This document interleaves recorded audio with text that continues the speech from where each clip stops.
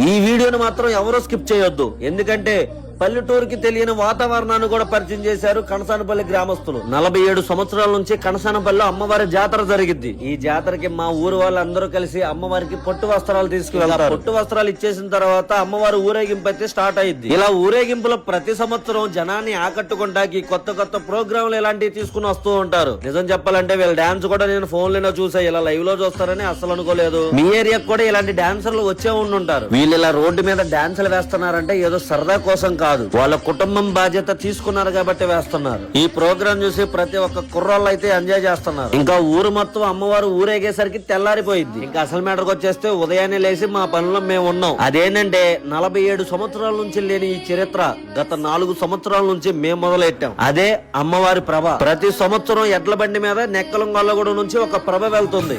దాంతో పాటు శ్రీకృష్ణుడు వారసులు కూడా వెళ్తాం. ఒక్కసారి మీరు కూడా కామెంట్ చేయండి, శ్రీకృష్ణుడు వారసులు ఎంతమంది ఉన్నారో. పార్ట్ 2 కూడా చాలా బాగుంటుంది, ఎవ్వరూ మిస్ అవ్వద్దు.